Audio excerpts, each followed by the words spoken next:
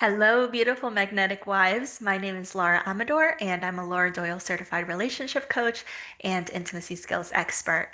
And today I wanted to share something pretty personal with you. My husband and I actually just had our 12-year wedding anniversary. And actually, we're going to be celebrating it next week. We're going to one of my favorite spots. It's in Newport, Rhode Island. It has these huge, beautiful, old mansions. And right by the sea, there's a beautiful cliff walk where you can walk and watch the sunrise. There's so many amazing restaurants where you can get seafood and lobster and ice cream, all sorts of really good things. So I'm looking forward to that. But honestly, there was a time where I wasn't sure that we were going to make it to 2 years wedding anniversary, let alone 12. And so I really wanted to talk about that today because I know that there's a lot of women out there that aren't sure, that come to me and ask, is it still possible to turn things around? Or that will say to me, things feel really hopeless. And I want to start by saying that you're not alone. There was definitely a time I wasn't sure we were going to make it either. And in fact, I remember there was one night in particular where is that moment when I really realized how alone I felt. I was sitting right next to my husband. He'd come home from work and dropped his keys at the counter and headed straight for his video games. And, before we would have, at least greeted each other and spoken a bit and caught up. And at this point, that wasn't even happening anymore. Just went straight for his video games. I was pretending to, look at social media, but really I was just aching for him to notice me. And even though we lived under the same roof and we slept in the same bed, it very much felt like we were strangers. And so I remember Googling really depressing things on the internet, such as signs that your husband regrets marrying you. And that was when I realized, wow, this is not the love story I dreamed of. This is not what I signed up for when I got married, right? Nobody signs up for that. And yet, so many of us end up there, which can be so just heartbreaking and confusing. But here's the thing, that was now over a decade ago. And in today's video, I'm going to share exactly how we went from that place of loneliness to where we are now, where he surprises me with flowers just because, cooks for me my favorite meals, and holds me close as we fall asleep. So I'm going to share with you 3 specific lessons from our journey that I believe can make the biggest difference in the least amount of time.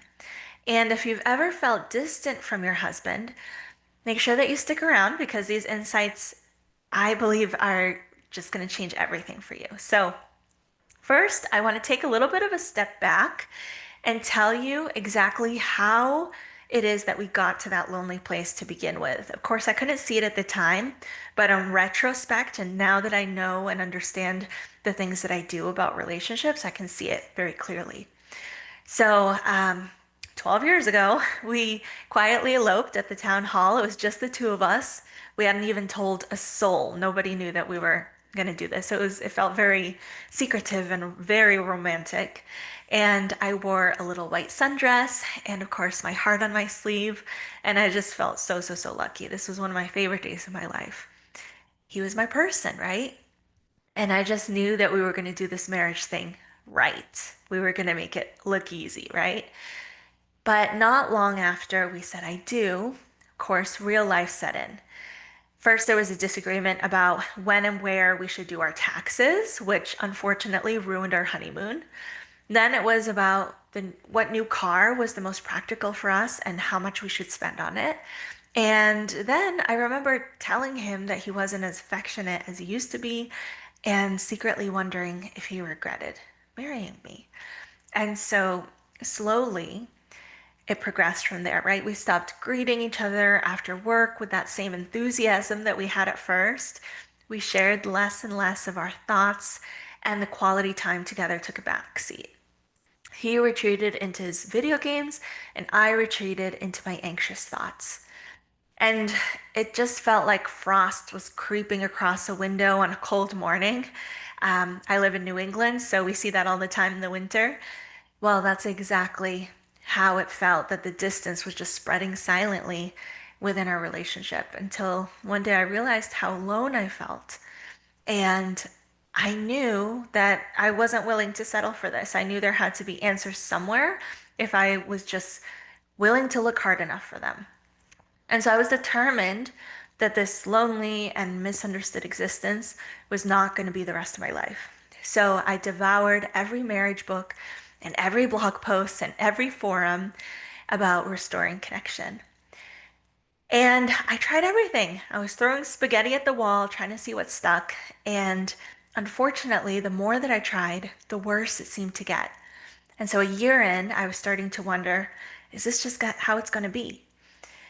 And that's when one night, when I was scrolling the internet, as usual, looking for answers, I finally discovered the 6 intimacy skills in the book called The Empowered Wife by Laura Doyle. And that's when everything finally began to change. And so I knew I was not going to be able to do a complete overhaul of how I interacted with my husband overnight, right? That 6 skills, that's a lot to learn. And they were 6 skills they were very counterintuitive. They were like nothing had ever been taught before. They were very different than how I'd been showing up my entire life. And so I decided to just try one skill at a time. And I focused on just one for the first 30 days. And the more that I practiced, and trust me, it was very imperfectly at first, the better things got. And so I noticed the arguments decreased and then eventually stopped.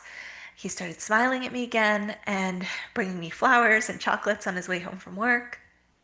And I still remember the day that he reached for my hand and pulled me close, and I just knew that the spark between us had returned. And so more time passed, and I kept at it with the skills. Let me just be clear, it was definitely very imperfectly, but I kept at it. I knew there was truth to them. There was deep wisdom to the skills, so I kept at it. And eventually I got my best friend and the love of my life back. And while I'm eternally grateful for the transformation, what I cherish most are those invaluable lessons that these 12 years of marriage and 11 years of practicing the intimacy skills have taught me.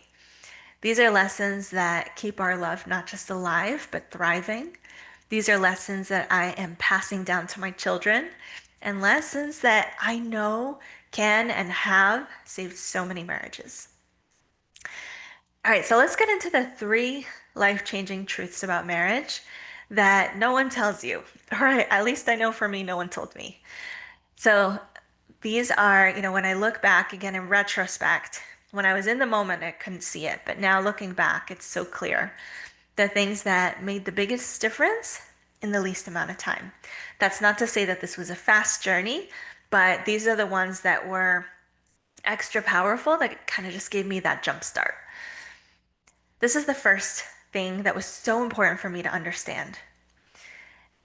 And that is that, well, I'll back up a little bit. In the beginning, I thought it was my job to fix things, to, yeah, to be the fixer, the helper. And so I would explain, I would help, I would remind, I pushed for change. I thought it was if I just found the right words or the right timing, then he would finally get it and start showing up the way I wanted him to, right? Start being more romantic and take more initiative and more helpful and all the things, right? But the harder that I pushed, the further he seemed to pull away. And so instead of me feeling heard and understood, he was just feeling criticized. And instead of feeling connected, I felt exhausted and resentful. And it was such a painful cycle. The more that I tried to control, the less connection we had. And so what I didn't realize then was that I was looking in the wrong places for connection. I was looking in the wrong direction. The breakthrough came when I shifted my focus from him and everything I wanted him to do and do differently and change to me, right? Where I actually have control and power. So when I started paying attention to my own actions, my own energy, my own joy, everything changed. I didn't have to explain or convince him because that was no longer my focus and priority. It was my happiness. And it turned out that my happiness was magnetic and inspiring. When I showed up playful instead of tense and appreciative instead of critical, he naturally wanted to draw closer. I really do get to set the tone. That's the paradox of marriage. The more we try to control, the less power we have. But when we let go of control and take responsibility from our own side of the street, we actually gain influence. Here's the second thing that I want to share with you today. It's not the big date nights that save marriages. It's the daily little hellos, the shared laughter over a silly story, the I've been dying to tell you what happened today. So when my husband and I felt really distant, I was very quick to spiral into needless emotional turmoil. My fear and my resentment dictated how I showed up in my marriage. It impacted even the tiniest ways that I interacted with him. I stopped telling him the funny thing that happened at the grocery store. I stopped sharing my little victories at work. And I even stopped voicing my dreams and my desires because it hurt too much to feel like they were brushed off or met with silence. Honestly, I was afraid to feel rejected. At the time, I thought, why even bother? He doesn't even seem interested, anyways. But what I didn't realize that was by trying to protect myself, I was also shutting the door to the connection, the very connection that I wanted. The silence between us grew louder than any argument we'd ever had. When I started practicing the intimacy skills, something shifted. I felt safe again to let him into my world, even in small ways. It started with teeny tiny baby steps. I began sharing my thoughts, even if they felt silly or I told myself he wouldn't care. I started sharing my laughter, my hopes, without attaching pressure or any expectation to how he was going to respond.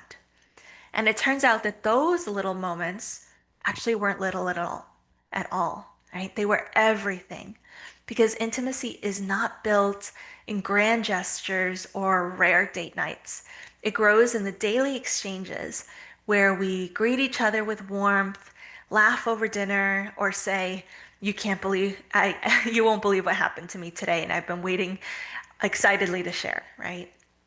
Those simple moments become the doorway back to closeness until one day I realized I had my husband, my confidant, and my best friend back.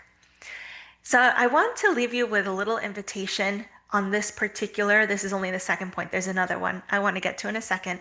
But this is where I would love to invite you to experiment if you are open to it. I'd love to invite you to share at least one light-hearted story or silly thought or small joy from your day with your husband.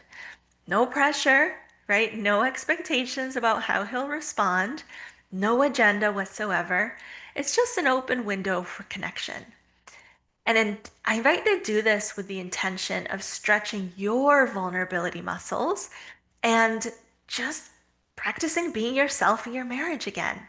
Right? You can do this. So that's what I'd love to invite you to try this week if you're open to it. So here's the third point, the third thing that I know was really important for me on this journey. And that's that I don't need to be perfect to transform my marriage.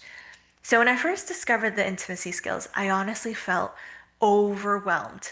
6 skills is a lot, right? For me, I was like, oh my gosh, I might as well be learning a new language. I could barely keep myself from nagging about the dishes or their bills, let alone imagine myself gracefully practicing an entire system of relationship tools that were brand new to me. Part of me worried, what if I can't do this? What if I'm not good enough? Then I was afraid it would be even more disappointing because I tried and failed. But here's what surprised me. You don't need to practice all 6 skills perfectly all the time to see real change. And in fact, in the beginning, I didn't even need all 6 skills at once. I just picked one skill, applied it imperfectly, but the best I could with an open heart, and that changed the entire atmosphere. And it can do so in your home too. So I'll never forget the first time I tried just one. I was clumsy, it felt awkward, and I wasn't even sure if I was doing it right. But even so, something shifted. My husband softened, and the tension between us eased. It was like opening the window just a crack and suddenly realizing that fresh air had been there all along and I just needed to let it in. And here's the best part. Whenever I've fallen off track over the years, and believe me, I have fallen off track many, many times, I don't shave myself or give up and throw it all out the window, right? I simply choose the skill that feels easiest and most fun in that moment. Honestly, usually it's self-care, and I lean into that, just that one. Often I'll give myself permission to just focus on that one skill for 30 days and just do a little reset in that way. It's been incredibly effective at shifting my perspective of my marriage and in turn the connection. Without fail, that small step is enough to bring me back to center, to reground me, and to bring back the warmth in my marriage as well. That's how powerful these skills are. They don't require perfection. They don't demand that you carry the whole weight of your marriage on your shoulders.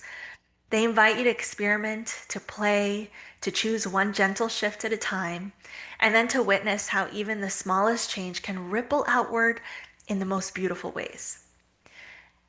So, this is what this means for you. Very soon, and I know I've mentioned this and teased it a couple times in the last week or so, or 2 weeks, but very soon I'm going to be sharing more deeply about the one skill that restored peace and connection in my own marriage and how you can use it not only to express your desires with dignity, but also to awaken his hero gene and receive more help and more attention and more time from your husband than you ever thought possible. But for now, here's what I want you to take away from today and to hold close. You are a lot more powerful in your marriage than you may realize. You can set the tone. You can create a culture of warmth and intimacy. You can be the spark that melts the ice and brings love rushing back in. It doesn't start with him changing. Of course, that would be wonderful and make things so much easier, is what I used to think, right? But as we already mentioned, I can't force anyone to change. I can't control anyone but myself, right? So it doesn't start with him changing. It starts with you stepping into your place of power, choosing one small shift and watching how the atmosphere of your marriage begins to change. So here's what I want you to remember. You have more power in your marriage than you realize. You can set the tone. You can be the spark. And if you want to dive even deeper, I created a free guide called 5 Steps to Reignite Connection in Your Marriage. So if you're new here and you don't have it yet, the link is in the description. And I'd love to invite you to subscribe because I'm planning to share more about the specific technique and more tips and inspiration every week to help restore peace and connection in your marriage. And drop a comment and let me know which of these 3 lessons hit home for you the most. I do read every comment, I read every email I get, so I'd love to connect with you there. Thank you so much for watching. I wish you a beautiful week, and I'll see you next time. Bye bye.